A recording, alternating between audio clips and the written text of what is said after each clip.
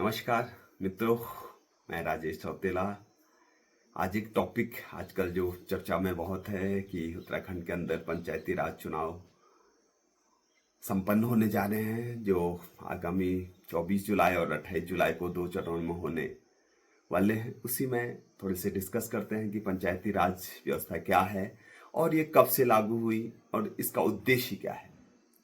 जी हाँ मित्रों, पंचायती राज व्यवस्था जो है, वैसे देखा जाए तो इसको महाभारत और रामायण के काल से भी पहले से भी पंचों की व्यवस्था थी। कहीं पे कोई आपस में कोई डिस्प्यूट होता था तो पंच, जो गांव के या जो उस कस्बे के जो सीनियर मोस्ट सयाने लोग होते थे, उन 5 लोगों को बुलाया जाता था और आपसी सहमत से उस चीज का निस्तारण किया जाता था। धीरे धीरे यह परिवर्तन फिर इसमें बजट और गांव का एक सत्ता का विकेंद्रीकरण की ओर अग्रसर हुआ।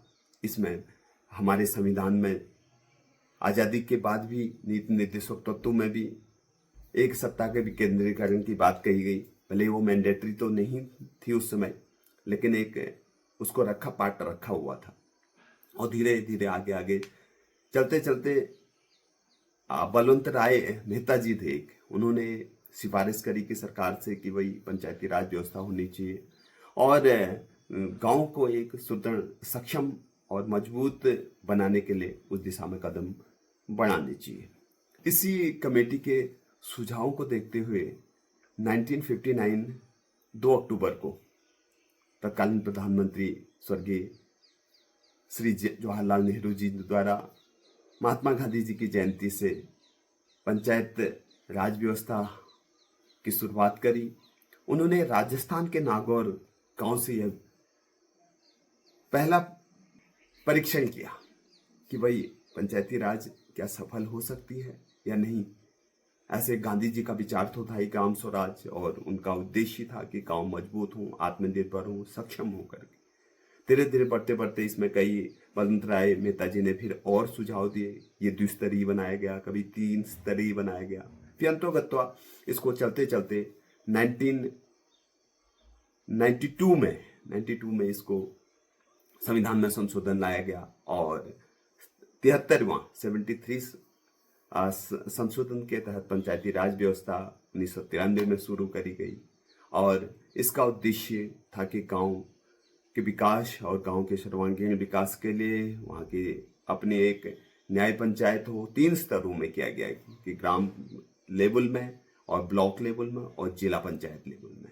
ये 3 त्रिस्तरीय व्यवस्था वहाँ से लागू की गई। इसमें अनेकों बजट आते हैं।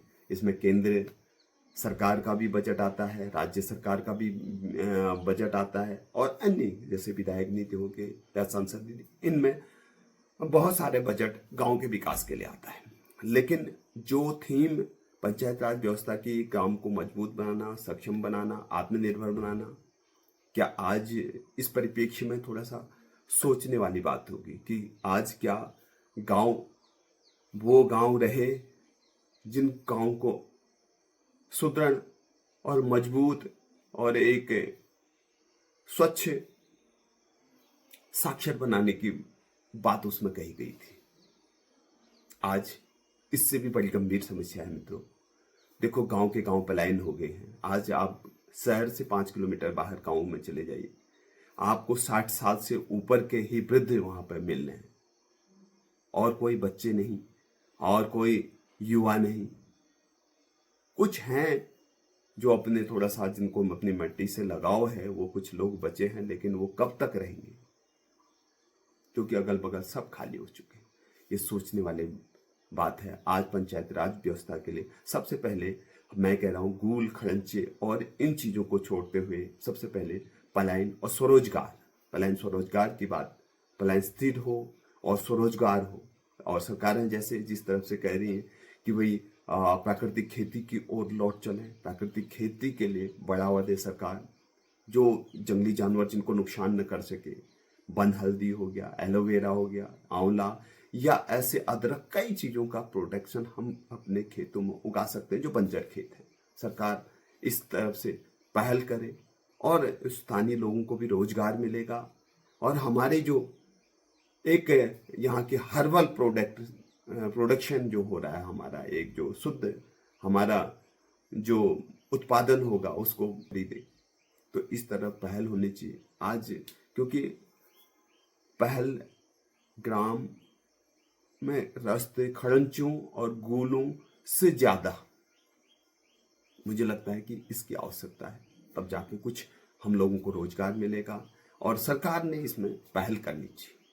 ये बहुत प्रत्याशी को बहुत बहुत शुभकामनाएं, क्योंकि आजकल कर्मठ, जुझारू, शिक्षित और ईमानदार प्रत्याशियों की तो लाइन लगी हुई है। मैं उन ईमानदार, प्रशिक्षित और शिक्षित और जुझारू प्रत्याशियों से भी ये निवेदन करना, हमारे लिए तो बहुत टफ हो गया कि हम किसको वोट दें, क्योंकि आज के उनके सोशल मीडिया से और उनके जो वक्तव्य हैं उनको देख के तो एक दफे हम सोचने में विवश हो गए कि हम किसको वोट करें। तो इसमें आप सभी का प्रयास रहना चाहिए। और जो भी युवा अगर ऐसी सोच के साथ आगे आ रहे हैं, निश्चय ही आज तक चलो उन्होंने सामाजिक सरोकार में कम अपनी भागीदारी करी है, लेकिन अब जो उनको सत्ता मिल रही है या अब जो उनको वो पद मिल रहा है, उस पद के हिसाब से वो कार्य करें। और उनको बहुत बहुत शुभकामनाएं हमारी। और वो करें, गांव का विकास करें। उस अंतिम छोर में बैठे हुए जो गरीब हैं, जो मुख्य धारा से जुड़ने से वंचित रह गए हैं, ऐसे गांव में बहुत से वृद्ध महिलाएं हैं, वृद्ध महिला पुरुष हैं, उनकी देखभाल करें, उनके बारे में सोचें, उनके जाने कहीं स्वास्थ्य लाभ के लिए चिंतित हों, ऐसे प्रत्याशी हों।